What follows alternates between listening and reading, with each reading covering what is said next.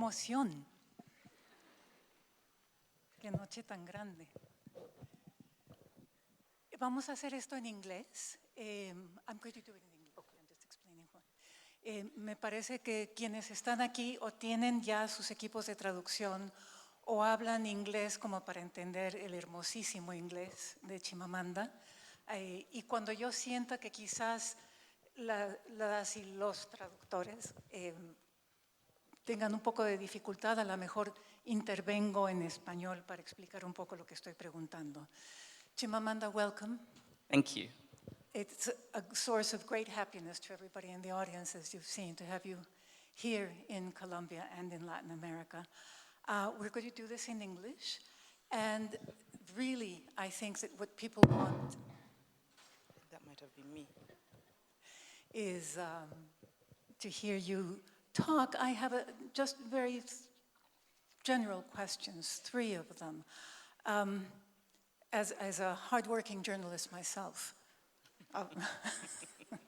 40 years standing, I really do like information. And so one of the things that I would like to ask you is, and for the benefit of all of us who I fear may be as ignorant as I am about Nigeria and the Biafra War that you mentioned, 1967 and 1972, this war is the essence, I think, of so much of your work, not only of Half of a Yellow Sun.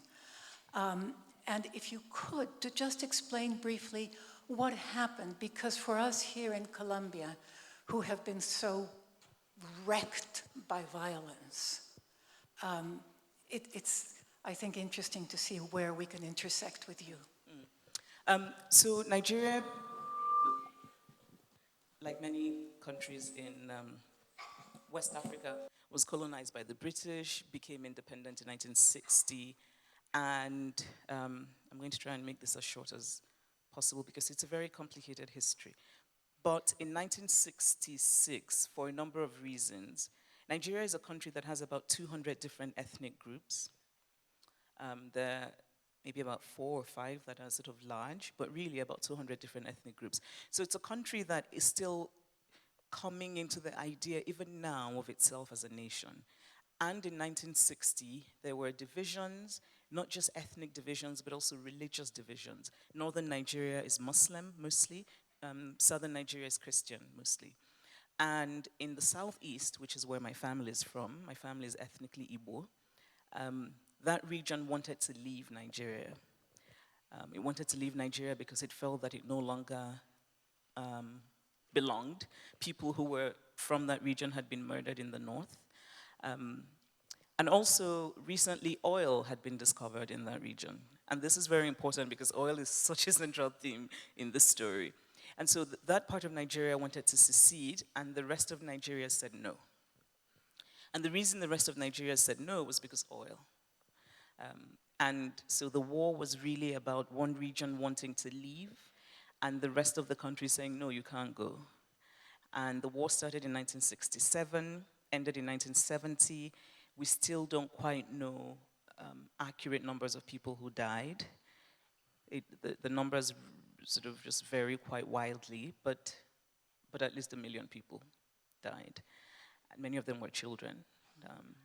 And that also led to what became an international image, which is the image of the starving Biafran child, with the distended belly and the red hair and the... So that was Biafra. My parents were there. My parents, their entire lives changed because my father was a young academic. He had just come back from the US. He had a PhD. He had started working at the University of Nigeria. It was a very hopeful time, a happy time, and then suddenly the war starts. And at the time, many of the academics of that period thought, oh, it's going to end in 2 weeks, it's fine, it's nothing serious. And suddenly their lives are turned upside down. My parents talk about having to flee one afternoon, and they had such little time that they could take nothing. My mother tells a story about saying, there's a pot on the fire, what am I supposed to do? And my father says, put the pot in the car. So she doesn't take her jewelry, she doesn't take her, but she takes the pot that was in, it's sort of that confusion of just not knowing what you're doing. And And I think it changed the trajectory of their lives. I think it changed even the way they look at the world. I think that there are many people, Igbo people, who have inherited a kind of uncertainty because of that war, who still think that something might just happen. I mean, it's so long after, but they still have that. And it kind of reminds me of stories that Jewish friends of mine tell about their relatives who still think, that they might come for us tomorrow, that sort of thing. And it's haunted me for a long time because I think it shaped Nigeria. There's a lot about Nigeria's political landscape today that I think dates back to that period. So right now, for example, we have the opposition party. We have an Igbo man who's running for vice president. And it's such a big deal because Igbo people are not supposed to be in that kind of power because, they wanted to break up the country. And so there's still that sort of, it's kind of like you have to prove yourself. You have to prove your patriotism if you're Igbo in Nigeria. Actually, by writing about that war and that period, I got a lot of, many unpleasant things were said because on Twitter and in other venues, yes, about how I was a tribalist and how all sorts of things, because it's also a part of our history that people don't want to talk about. We don't learn about it in school. You learn almost nothing about that period in school. Yes, I did this right. There are not necessarily parallels, but there is such a history of violence here in Colombia, a war that has lasted now 62 years. And probably the death rate is unhappily about the same. And it has cut the country in two, but it also makes me think about how trauma is passed on from grandparents to parents to children. And so I'm sure that adolescents in Nigeria today bear the full weight of that pain. In some ways, maybe unconsciously. I mean, I think if you spoke to them, they'd be like, oh, we're fine. Right? It happened ages ago. And all we want now is, I don't know, the latest iPhone. But it's a history that sits quite heavily on our present. As I think, like you say, it does everywhere where there's been trauma. I do think that people inherit trauma. I do think that, and which is why, and the reason I think it's important is that in political discourse, we have to factor that in, right? I think people make political decisions based on that sort of thing. There are many Igbo people who vote in particular ways because they're thinking about what happened in 1967. Mm-hmm. And make life choices that way. Yes. There's a scene. I should also explain, perhaps, that what I consider your most important novel, which is Half of a Yellow Sun, which is just the most extraordinary incorporation of that violence into your writing soul in a way that I found recognizable and familiar. Probably there are people here who can tell me it hasn't been translated into Spanish yet. Is that correct? ¿Ah, sí? Ah, bueno. ¿Y se llama cómo? It has been translated, and it is Half of a Yellow Sun. Anyway. Even I knew that. En inglés.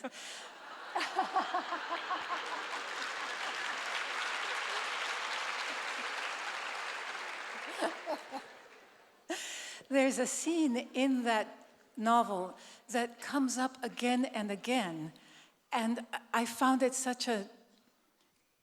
so funny the way that we have touchstones that aren't necessarily the touchstones that people would expect us to have. There is a moment when the couple, the protagonist couple, who might be the parents, who knows, leave the university, and the university security people say, oh, don't worry, we will defeat the soldiers that are coming in 2 weeks, and you can come back and everything will be all right. And that scene recurs in your work. And I wonder why that particular scene is so key. It's sort of like the vast joke that history plays on us, right? This is the worst practical joke ever. But why is that scene so important? I don't know. I feel as though increasingly I can't really talk about my fiction without feeling that I'm making things up. Right? Because I sort of feel that, and I like, you write a story, you write something fictional, and when you're doing it, there are many things at play. It's unconscious and not, and then the book is out, and you sort of have to talk about these things, and half the time I'm thinking, I'm just bullshitting, right? I'm like, so I'm thinking, well, the reason that really recurs is because, but you said something that I think is very beautiful, which is, in some ways, it's a tragic joke that life plays on us. So it's that idea of a certain kind of false hope that, there's a part of me that wonders, even now, whether my parents really believed what they claimed that they believed, or whether they believed it because they had to believe, whether they made themselves believe something that somewhere they knew was not true. So when these people tell them, oh, it'll be over in 2 weeks, because I talk to my parents now and I say, did you really think? And my father says, yes. And then even after that, when the war was, 1 year into the war, they still kind of believed that they would win. But at this point, the British government was arming Nigeria. You know, Nigeria had, Biafra had very little. Biafra had support from, Tanzania. God bless Tanzania, but Tanzania versus the British, that's not a very equal thing. Right? So, but still, my parents said they believed they would win. And I don't know, I'm very curious about that. And there's a part of me that wonders how I would be if I'd lived through that period. Whether I would be, it's easy, I think, to, so I find myself being judgmental of the people who were on the Biafran side who didn't believe. But I don't know, how would I have been if I'd been there? I don't know. I have, well, I'm privileged to know somebody who I consider a great man, George Soros. And he said one time, I don't believe in hope because my family had hope as they walked into the gas chambers. What I believe in is doing something. That is what gives me energy. And I thought, well, words to live by, right? But I think that people find it very difficult to imagine a future that is grim. Yes. It's not a question of hope or no hope. Yes. It's just, oh my God, if that's really what's happening tomorrow, then yes. what? Yes. In some ways, yes. Hope is that thing that we've invented. We need it. Yes. It's actually quite moving that he said that. I'd like now, since we do have this sort of time constraint and we want to let everybody in, to ask you a little bit about yourself as well. And I would start perhaps by asking you, Sadie Smith was here last night and gave that absolutely wonderful talk with Carolina Sanin. And she said that you are what you read when you're a child. As a writer, you inevitably are what you read as a child, which you bring up at the beginning of your talk today. And then Garcia Marquez used to say that nothing interesting ever happened to him after he was 8 years old, which I think is same here, right? So I'm going to start by asking you if you have read Harry Potter with great devotion. No.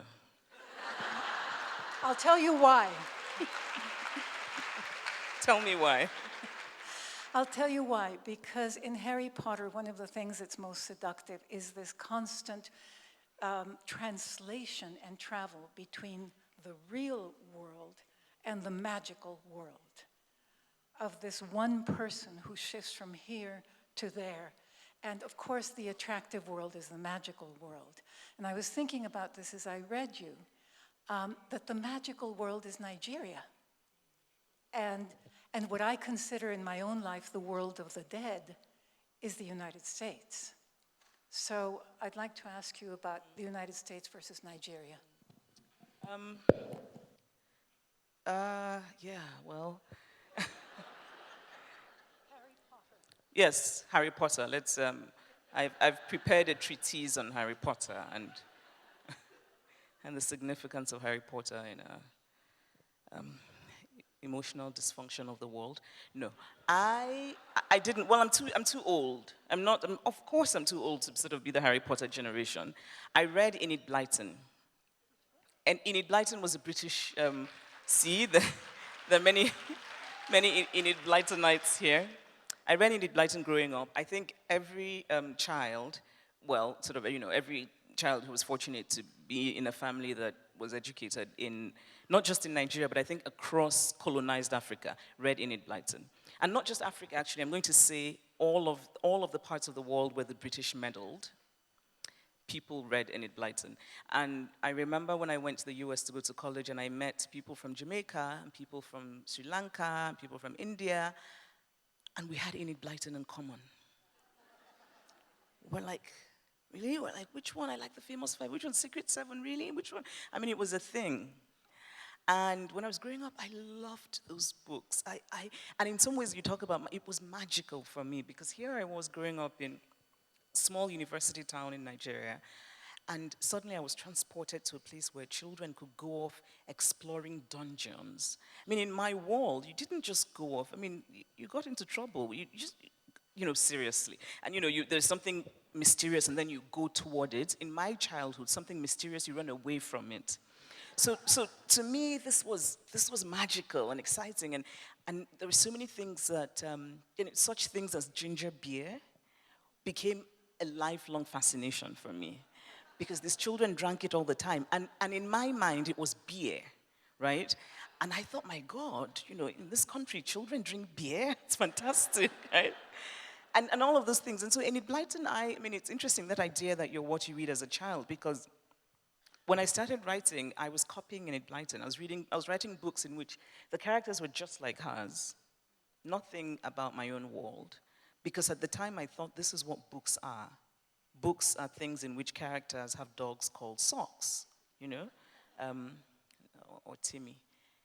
Yeah, Nigeria and speaking of Harry Potter, I've never been able to. I read a lot. I mean, I'll read almost anything, but I can't do science fiction or fantasy. I cannot. And I've had fierce arguments with people who say, well, Marquez is fantasy. And I'm like, no. And even the term magical realism, I deeply quarrel with. Well, because. yes, we all do, I think. Oh, I'm happy to hear that. So when I was growing up, I didn't much care for, the Narnia Chronicles. I didn't much care for Lord of the Rings. I think my brother read maybe Lord of the Rings, just wasn't my thing. I've always felt that we haven't done, there's so much we don't know about the real, that I don't see the justification for escaping. See, as a child, that was what got me through it, reading fairy stories. And so when Trump was elected, I reread Harry Potter Volume 1 through Volume 6.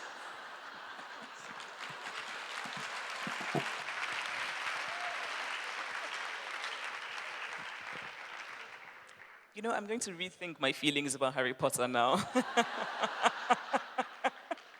If it can help as a coping mechanism for something so traumatic, more power to it. Yes. But, it's this thing where I'm surrounded by people who love books of that sort, and I just can't, and I've tried. But tell me about Nigeria and the United States. Nigeria and the US, they're both home for me now. I live in both places. So I have a home in Lagos and I have a home in the US. And when I left Nigeria to go to the US because I did not want to become a doctor.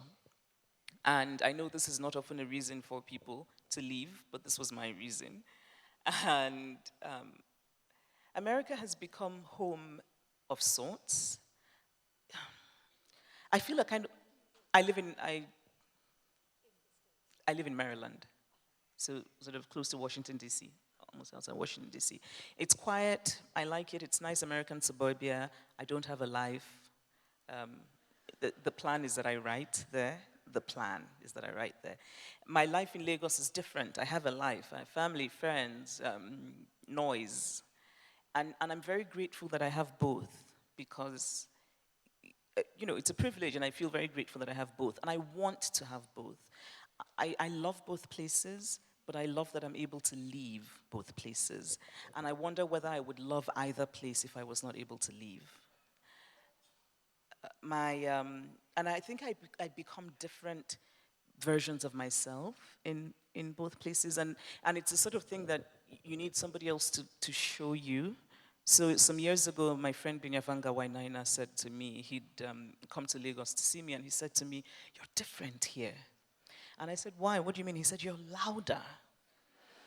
And I hadn't thought about that. And so I thought, yes, I think he's right. Because, you get off the plane in Lagos and you have to take on a louder version of yourself to be heard. Like traveling from Bogota to Cartagena, yeah? Wait, do you have to be louder here really? Than in Bogota? Huh. I wonder if people from Cartagena agree. Who agrees and who doesn't know? That's interesting. Huh. So in the US, and of course the concerns are different. So in Nigeria, I complain all the time. You know what? It's so funny. I was going to say, which is kind of my, canned response. I was going to say, in Nigeria, I complain about politics, and I was going to say in the US, I don't, but I had to stop. Wait, hold on. That line doesn't work anymore. Actually, what I should say is that now there's so many similarities between both countries politically, and now I feel as though I live in two countries, both of whom are ruled by African big men. And it's Language too, no? Because a lot of us here are bilingual. Colombia is a country in which various native peoples' languages are spoken. But in Nigeria, I think it's really bilingual, right? It's Igbo or multilingual. Yeah. So you are an Igbo speaker, Yes. if I'm saying that correctly, Yes. and an English speaker. Yes. And so not only do you translate yourself, and we can get into translation here and what translation means, you translate yourself from being a US inhabiting person into a Nigerian person. Yeah. But also, do you then change when you change languages? Well, in Nigeria, I speak different things, and it's always about context and circumstance. And it's not even just that I'm bilingual, I speak Igbo and I speak English, but I also speak Pidgin English, and even my Nigerian English has different versions of it. And so only in Nigeria do I have to constantly code switch. I get off the plane, my driver comes to meet me, I speak a certain kind of English to him. Gabriel, how are you? How's your family? Where's the car? Have you brought it? That's the English I speak, right? And then we get in the car, maybe a friend of mine calls, and it's one of my fancy pants friends, and suddenly I switch into my educated Nigerian English. Oh, we just got back, and honestly, that flight was just terrible, right? And then I decide I want to buy something in traffic because people sell things in traffic, and I say to Gabriel, slow down. The guy comes to the door, I'm like, how much this one be? No be that, now, you know go fit give me for. That's pidgin English. Right, so I'm calling, and then I call my parents on the phone, and then I speak Igbo. That's Igbo. So in those ways, this is sort of my Nigerian life.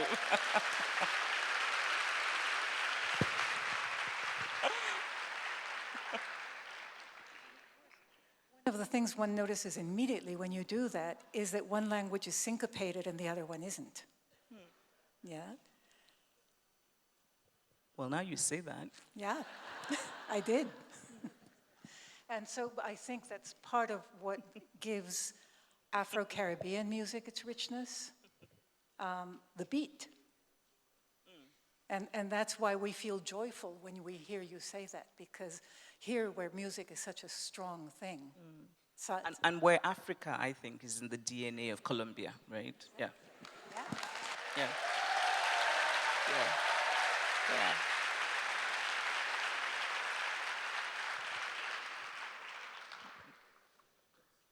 One of the things that I think you do so brilliantly, and there's a small relationship with Junot Diaz in this. I think Junot very successfully created a syncopated English written language that incorporates Caribbean Spanish. And so when you read him, you get that beat. What you have done is allow us to understand a country and a civilization that we really know nothing about through your use of a vocabulary that we can understand without even knowing what the words mean. Are you aware of that, and how do you do that? Do you mean in the English or in the oh. No. Because, well, and I say that because so I consider English and Igbo, both of them my first languages, because I learned both of them at the same time. And so I never have to, I learned both of them at the same time, but they're distinct for me. So and I think in both. So I never have to, and in some ways I inhabit different sort of mental spaces in either language. And I suppose my English obviously must be related in some way to my Igbo, but I'm not aware of how it is related, if that makes sense. So it's not that I never translate, unless I want to, of course, create a deliberately awkward English, especially when I'm sort of trying to capture a character who's not educated, that sort of thing. But in general, I don't translate in my head, because they're quite, just... But one of the things that it was so enjoyable for me about reading your whole work all at once, just from beginning to end going, whoa, so that's Chimamanda, is watching your progress in using those words, so that I can't possibly do it, but somebody will be talking to somebody else and will put this kind of stop to the sentence, which is an O. Oh, right. And so at the beginning you were writing it O-H, and then you figured out that you didn't need that H. And it becomes much cooler. Yeah? Instead of oh, it's like da da da da da da oh. No? I like that. And it's interesting that you say that. I hadn't actually, I had kind of forgotten that I started with the OH. Yes. I think I got to a point where it's not quite, because OH sort of suggests something that's different. Nigerians have that O at the end, and I'll tell you, so they'll say things like, I'm coming back, oh. And you're trying to capture that in written language, and it's hard, right? So initially, yes. So that's, yes. And it can mean anything. It's always contextual. It often means, it's hard to, it kind of means already. So I've brought it to, I have in fact brought it. It's hard to translate, yes. Yes. I think it may be related to our pues, which is a kind of stop, no? Ajá, y como le dijiste, pues, they will say in Central America. And that pues, which is impossible to translate, is just a kind of little, no? Stop. Can I just say I really love the body movements? I'm liking the rhythm here. So I think that in the little time that we have left, I'd like to ask you about craft. It's odd that you mentioned, I think it's us journalists who are carpenters. According to a certain kind of orthodoxy. I'm not going to let you forget that. No, but I think we need to remember that it's said in the context of being critical of a certain kind of sort of literary orthodoxy. I do understand. But one of the things that Garcia Marquez would always say is, what I am terrified of is people looking underneath my work and seeing the carpintería. Lo que a mí me da susto es que me vean la carpintería. What I'm terrified of is having people look at the carpentry, the scaffolding of my work. Because he worked insanely hard on every single paragraph, so that you would move from one sentence to the next, and then from one paragraph to the next, and you couldn't stop. You were like, oh, And I think that you instinctively have that same narrative grip. But how hard do you work? Oh, not at all. I just sort of lie down in bed and the words just come. And all I do is just lay them on the paper. I, I find that the more, and this is one of the things I love about his sentences, that, and I find that the easier it seems, I know as a writer that the harder it is to do. And one of my many demons is a sense of sort of obsessiveness. And so for me, writing is constantly revising. And it's never done. It's never done. And I don't like to reread my work, because to reread my work is to find places where I think, my God, that should have gone. That shouldn't be. But in general, for me, the first draft is the magical draft. It's a draft where I'm not thinking, really, where I'm just letting it be.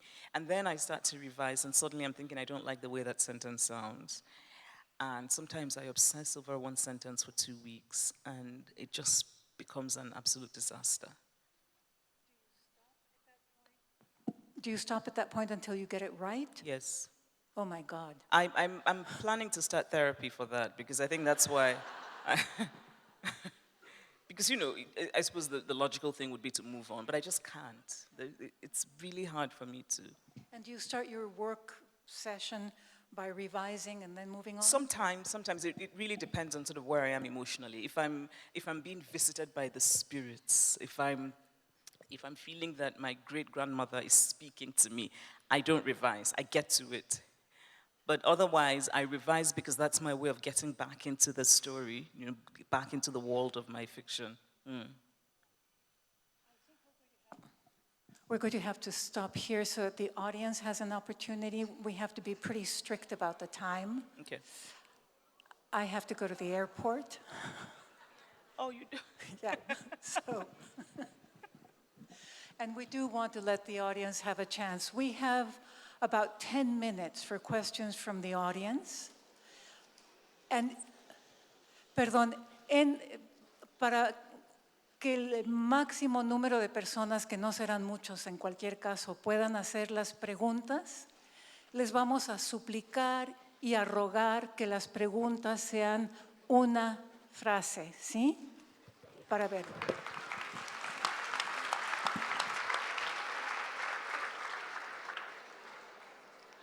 Hello. Hi, over here.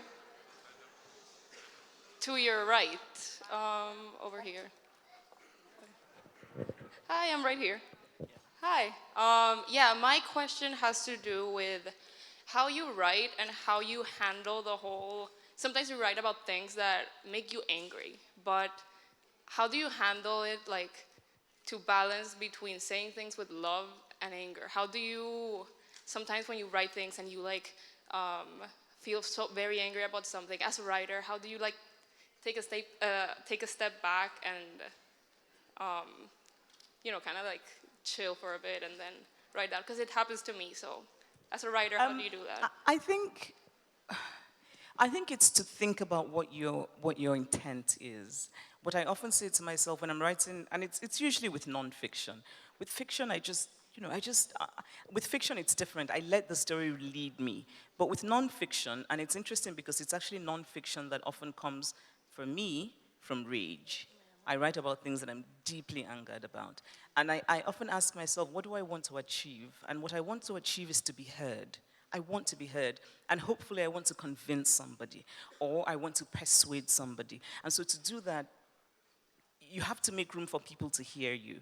And I think that the way the human mind works is that if you come across as too enraged, people are alienated. So often what I try to do is to keep the anger in my heart and my head, because I think anger is very important, but to limit how much of it gets on the page so that I am heard. And it's a constant, it's really about how you revise the piece of writing. That you get to a point where you think, am I overdoing it? Is it too heated? Is it starting to sound unreasonable? And sometimes, I know that I'm unreasonable in my rage, right? And I own it, and I want to be. But if I'm trying to persuade somebody, the things that you need to take out of the writing. So for me, in the end, it's really about what you're trying to achieve. Do you want to be heard? This is something I keep in mind quite often when I talk about feminism.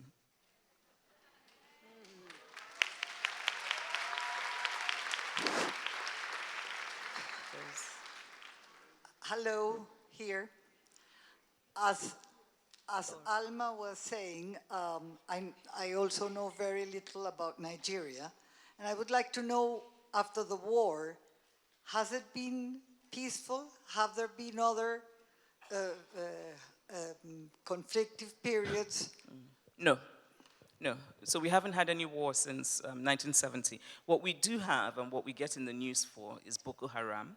And Boko Haram is sort of a fundamentalist Islam murderous group, and it's in northern Nigeria mostly. And I'm from southern Nigeria. So there's a kind of low-grade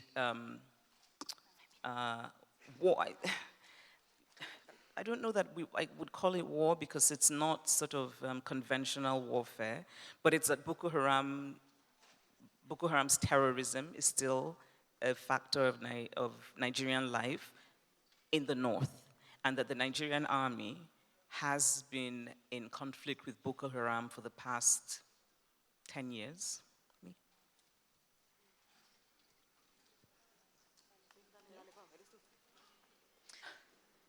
In the middle. Hi. I'm part of a collected feminist group, and actually here there's a lot of feminist girls. Raise your hands.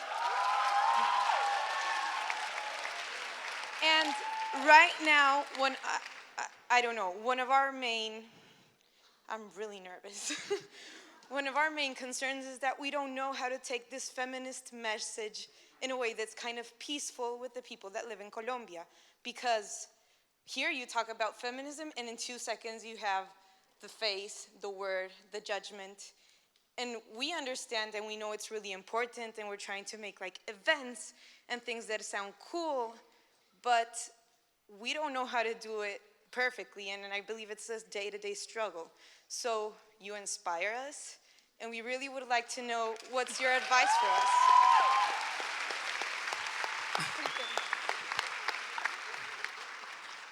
Actually, the first thing I was going to say is, what about the feminist boys? Okay. That gives me hope. Because I think it's part of it. I think, but I hope it makes you feel better to know that it's not just in Colombia. Everywhere, really, everywhere in the world. And never mind about sort of, people having feminism and T-shirts and, Beyonce's song. It's still a war that gets a lot of negativity. Right? And I cannot tell you how much of that I get in Nigeria. How constantly I'm told that people want you to shut up and write and stop talking about feminism because you're destroying marriages and you're misleading young girls and you're, that sort of thing. I think what's important is to try and get people to engage, is to, and it's not so much to, because I don't want to say, smile when you don't feel like smiling, because that's what women have been told for too damn long. But it's simply to say, make your case. And here's what I mean. We're enraged. We have every right to be enraged. But that person looking at you in your rage doesn't actually know why you're enraged. So make your case. And I like storytelling. I don't like theory, because I don't think people connect with theory. But I like storytelling. And so I'm learning, for example, about this vast epidemic of violence against women in this country.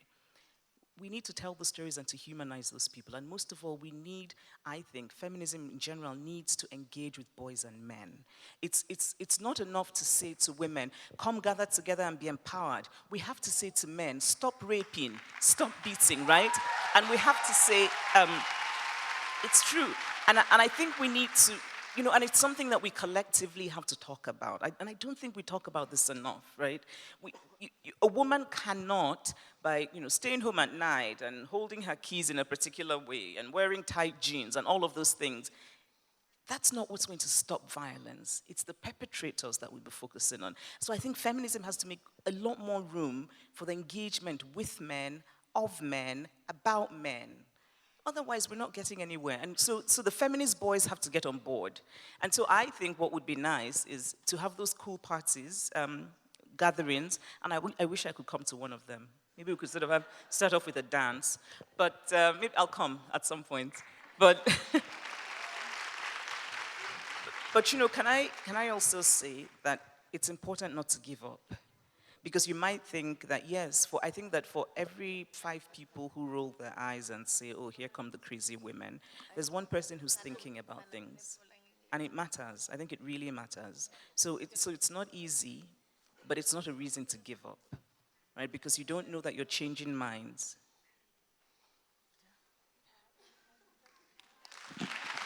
All right, there's somebody there. Hola. But wait, if I can Hola. just add one very quick thing, which is that feminism and becoming free of machismo is a win-win situation for men. And I don't think that is emphasized enough. Yeah. True. We need to let men know that feminism is good for them, right? And it's true that if we're all freed of gender stereotypes and gender expectations, everybody's better off. And maybe we need to tell that story more. Sometimes the reason I find myself a bit resentful is I think, you know, men as a group have power and still we have to offer them cookies to be better, you know? So, but I think we do need to sell that more, because for many people, feminism has had such a bad reputation that the people who read it as just this sort of aggressive thing where you want to, I don't know, kill men or something, which, you know, it isn't. But there was a young woman, there was a... Hola. Oh. Buenas Right. noches. Yo soy Belia, vine... Ok, yo espero. Porque no hablo inglés. Yo soy Belia, vine desde el Chocó, que es el departamento negro por excelencia en Colombia.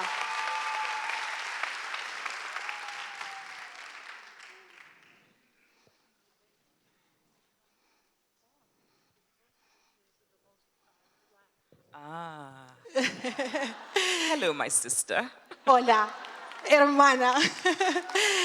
Soy muy feliz de estar acá y tomé la palabra porque le prometí a las niñas y a las maestras con las que tenemos un hermoso proyecto que se llama IFEMELU, que iba a hacer hasta lo imposible por contarle de nuestro proyecto. El proyecto trabaja con su obra, sus 7 libros.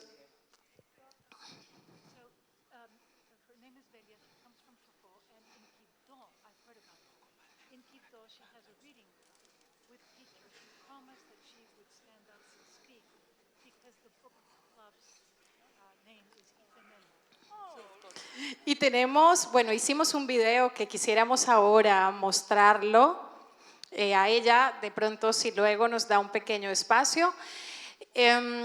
Y es fundamental su obra para nosotras, que somos negras, que nos estamos reconociendo y que estamos construyendo en nuestro departamento. Allá hacemos un gran trabajo de promoción de lectura desde nuestra organización.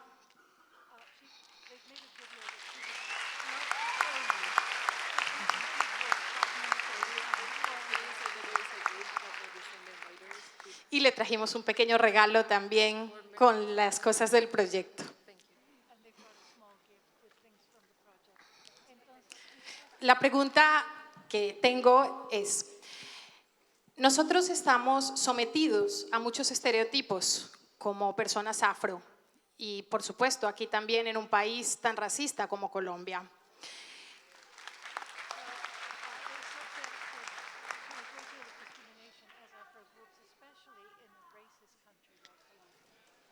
La literatura no es la excepción y una de las formas, a mi juicio, es decir que nosotros tenemos que escribir desde un territorio en particular.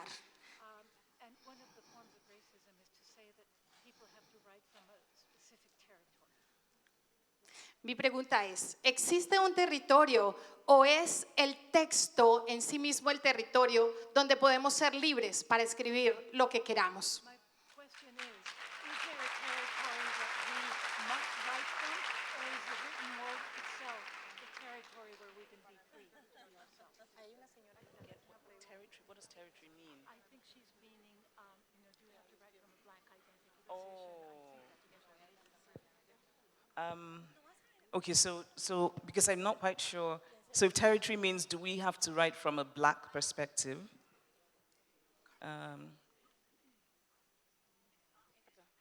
El sitio que habitamos y la cultura que tenemos como personas negras.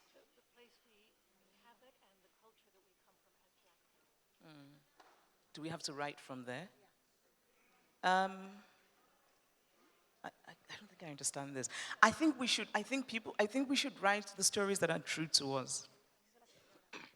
In my thinking is that it's not so much about whether you're writing from a black perspective or not. It's whether the industry, it's whether the mainstream society considers all stories to be equally valid. That's what the question is, right? I believe that any story can be universal. It just has to be written well.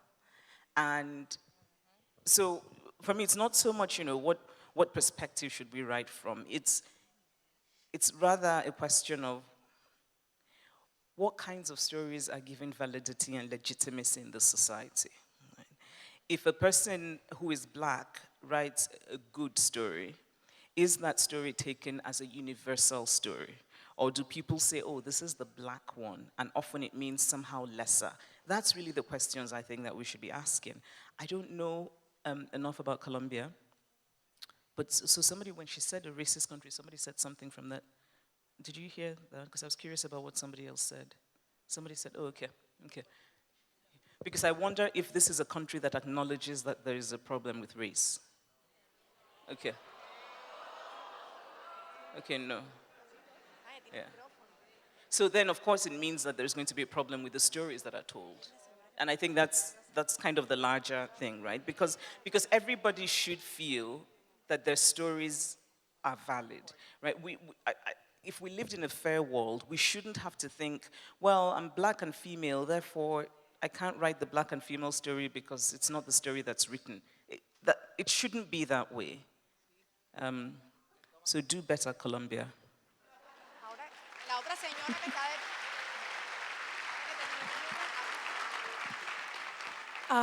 I'm sorry. I know that we could sit here with Chimamanda forever.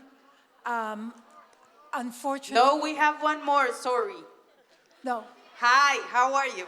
Hello. Yes. Chimamanda. Excuse me. I have to leave for the airport. We're here for Chimamanda, so I'm going to ask her really quick. Thank you for being here. We love you. This is amazing. We don't have the time? So, We do have the time. Thank you for being here. I am a young writer, and I need to tell you that everything you have written has influenced me heavily. Thank you very much. And I have I'm going to be kind of a bad person saying this, but I kind of wish I had the opportunity to be there and ask you a lot of questions that weren't asked tonight. And I hope you give us the chance to do that again. Please come back. And my question is really quick. Americana, to me, it's an amazing book. It is a love story. It is a story about race. And I love the moment when you wrote that it was very important to you to realize this thing about being black. It was something that you discovered, or not you, the character in the book discovered her blackness when going to America. I just wanted to ask you about your own experience about race and blackness as a writer in America.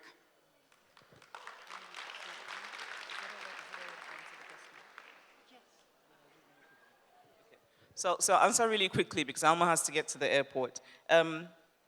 Yes, I discovered that I was black, just like Ifemelu. Because in Nigeria, I didn't think of myself as black. In Nigeria, almost everybody's black, and we just don't think about race. We think about religion, and we think about ethnicity. So in Nigeria, people are like, are you Muslim, are you Christian? And they're like, are you Yoruba, are you Igbo, are you Hausa, are you... But never white or black, because that just doesn't figure. And then I went to the US, and suddenly I realized that I was black.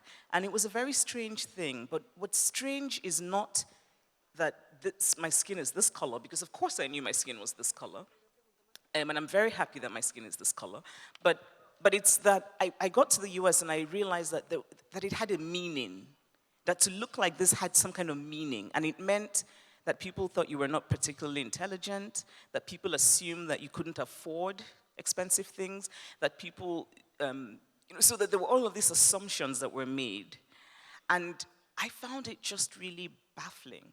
I came from a country where black achievement was normal. To be black and to do well in school was the norm. But in the US, it seemed to be remarkable. So I wrote this essay that was very good, and the professor was surprised. And I realized he was surprised because I was black. And of course, my Nigerian self just thought this was stupid. But it took me learning about African American culture and history to understand what blackness means in America. That blackness is, in some ways, race functions in America in a way that it doesn't function anywhere else, right? And it was for me a kind of initiation, really, one that I initiated myself into the magical cult of blackness, in which I now reside with much joy. So in Nigeria today, in Nigeria, there's no need to identify as black. People just don't. But in the US, so my identity shift. When I'm in the US, I'm very much black. You know, I'm politically black. I'm interested in black causes. I'm interested in all of those things. In Nigeria, it's just so different. In Nigeria, in some ways, in Nigeria, gender comes first. In Nigeria, I'm so much more aware of sort of my femaleness, because that's where the things that are obstacles in my life come from. But in the US, it's a mix of both. It's gender and race, right? It's such an interesting thing. But I want to say thank you so much to Alma. And